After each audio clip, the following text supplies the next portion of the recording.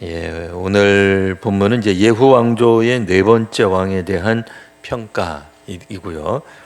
우리 설교 들어가기 전에 잠깐 이제 구약 성경을 읽다가 특히 오늘 본문 같은데 보면 이 동명이인이 무려 두 사람, 그러니까 실제로는 네 명이 되는 거죠.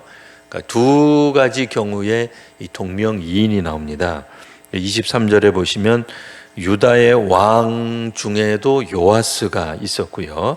그래서 요아스의 아들 아마샤가 통치하던 제15년에 북왕국 이스라엘의 왕 요아스의 아들, 또 북왕국 왕 이름도 요아스가 나와요. 그래서 열왕기하를 읽다가 보면 이게 남왕국 왕 요아스를 말하는 건지 북왕국 왕 요아스를 말하는 건지 막 헷갈릴 때 있습니다.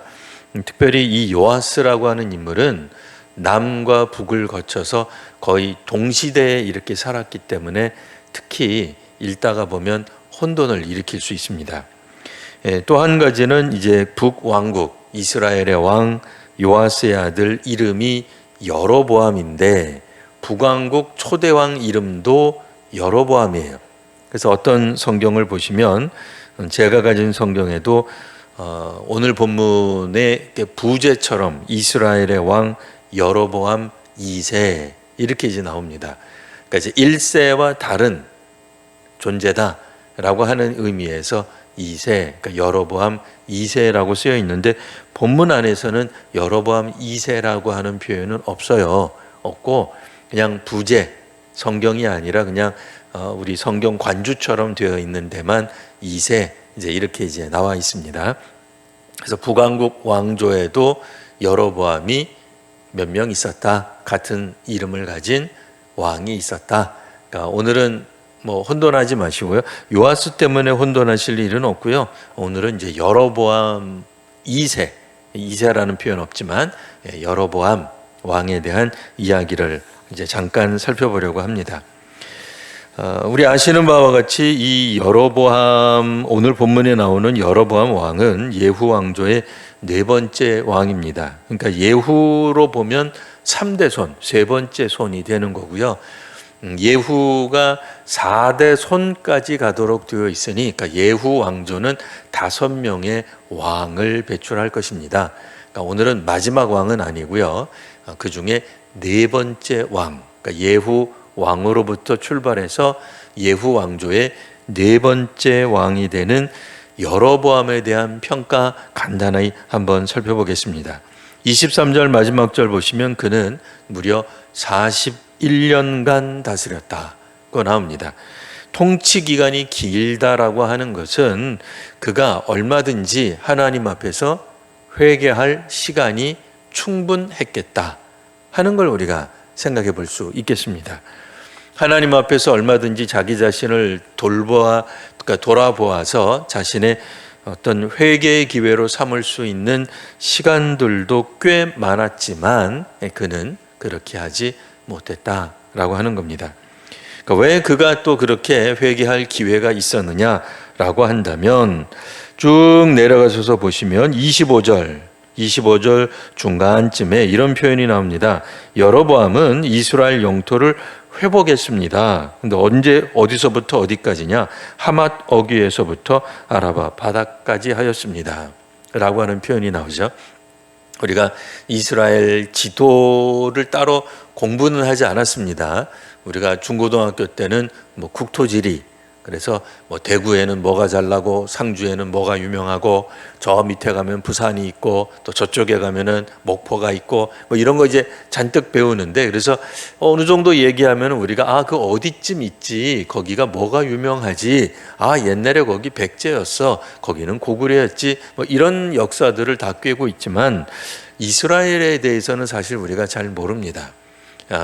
뭐 따로 우리가 역사 공부를 많이 하는 게 아니기 때문에요. 하지만 오늘 나와 있는 말을 한마디로 요약하면 그동안 북왕국 왕조들이 빼앗겼던 그러니까 원래 이스라엘 영토를 거진 회복했다 이렇게 생각하시면 됩니다. 그러니까 우리나라로 말하자면은 거의 뭐 꼭은 맞지 않습니다만 광개토 대왕과 뭐 비슷한 거죠. 물론 이제 광개토 대왕은 훨씬 더 많은 이제 영토를 이제 고구려 영토로 만들긴 했습니다만, 안타깝게도 이제 북왕국은 이제 그러지 못했어요. 하지만 그동안 이전의 왕들이 빼앗겼던 북이스라엘 땅들을 상당히 거의 비슷하게 하나님께서 가나안 땅 주셨을 때와 거의 흡사하게 회복한 왕이다라고 말할 수 있습니다. 자, 그러니 얼마나 전투를 많이 했겠어요? 얼마나 전쟁을 잘했겠어요? 그리고도 41년간을 다스렸으니 41년 전쟁하는 동안 당연히 한 번도 안 죽은 거죠. 한 번 죽으면 끝나는 거니까요. 이게 보통 어려운 일이 아닐 겁니다. 고대 사회는 우리가 생각하는 것처럼 오래 살지 못했습니다.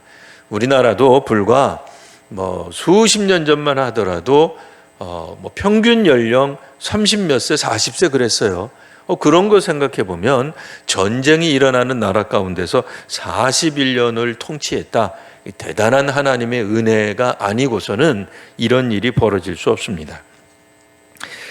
실제로 28절에도 보시면 쭉 이제 처음부터 보시면 여로보암의 남은 사적과 모든 행한 일, 쌓은 업적, 이 인정하는 거예요. 쌓은 업적, 다메섹을 회복한 일, 다메섹을 회복했어요. 다시 자기 북왕국 영토로 이제 흡수하게 되고, 또 이전에는 유다에 속하였던 하맛을 이스라엘에 돌렸습니다. 그러니까 이제 남유다 영토이죠. 그런데 지금은 어쨌든 여러 전투를 통해서 북이스라엘의 영토로 편입시켰다, 다시 회복했다, 그 얘기예요.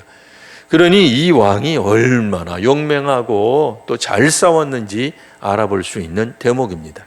우리식으로 말하면 평화가 있었던 거죠. 이 평화는 어떤 평화예요? 전쟁을 통한 평화가 넘치는, 그러니까 남의 나라가 더 이상 북왕국을 우습게 여기고 아람국이 계속 끊임없이 공격했던 것과는 달리 이제는 엄청난 강력한 군사 대국 번영의 시기였다라고 말을 할 수 있습니다. 그럼에도 안타깝게도 이 북왕국은 하나님 예배로 돌아가지 않습니다. 우상숭배와 불의와 부패가 이 나라를 온통 뒤엎고 있습니다. 그래서 오늘 성경에는 나와 있지 않습니다만 이 시대에 활동했던 호세아나 아모스 선지자는 오죽하면 이거 북왕국 멸망한다 라고 하는 북왕국 멸망의 메시지를 할 만큼, 근데 그때가 어느 때였어요? 상대적으로 북왕국이 제일 강력하던 때, 어떤 측면에서 보면은 부요함을 누리던 그때, 그 이전에는 앞뒤로 보시면은 왕들이 적군들을 향해서 어떻게 할 줄을 몰라가지고 조공 바치고 나라 빼앗기고 온통 그런 걸로 예후 왕조가 이제 어떤 측면에서 보면은 이런 불행한 역사로 가득 차 있었다면 국방에 있어서 이번 여로보암 2세는 아니다 말입니다. 이거 얼마나 신납니까? 옛날에 빼앗겼던 옛 이스라엘의 영토를 거의 다 회복했다라고 하는 하나님의 축복이 있는 가운데서도 안타깝게도 이 왕조에 대한 하나님의 평가는 24절 여호와 보시기에 악을 행했다라고 하는 겁니다.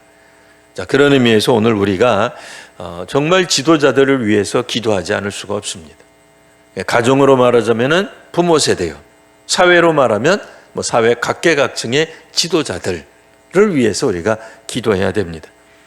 교회로 말하면 교회에 또 여러 지도자들이 있습니다. 교회 학교 선생님들, 혹은 구역장님들, 부구역장님들, 교회로 말하자면은 항존직에 속해 있는 분들, 이런 분들을 위해서 우리가 기도하지 않을 수 없는 거죠. 마침 이제 총회는 끝나기는 했습니다만 총회가 열리는 때였어요. 우리는 또 노회가 10월 달에도 열립니다. 총회든 노회든 지역교회든 우리 교회의 지도자들 또 사회의 지도자들을 위해서 우리 또한 열심히 기도하는 한 주간 되시기를 바랍니다. 기도하겠습니다. 주님, 귀한 역사가 있었습니다. 이 시대에 정말 41년 동안 국방을, 나라를 튼튼히 지켰던 여로보암 왕에 대해 저희가 읽었습니다. 하지만 그럼에도 그가 하나님을 온전히 섬기지 못함으로 영적으로는 아주 최악으로 치닫고 있는 안타까운 모습을 또한 저희들이 봅니다. 주님, 저희로 이 시대에도 사회와 교회의 지도자들이 바로 서게 하시고 온전히 하나님 앞에서 헌신하는 믿음의 지도자들 되게 하여 주옵소서. 오늘도 귀한 특송으로 4구역, 9구역 하나님 앞에 찬양을 올렸습니다. 하나님께서 4와 또 9구역에 있는 우리 믿음의 성도들, 구역 성도들을 굳세게 지켜 주시옵소서. 예수님 이름으로 기도합니다. 아멘.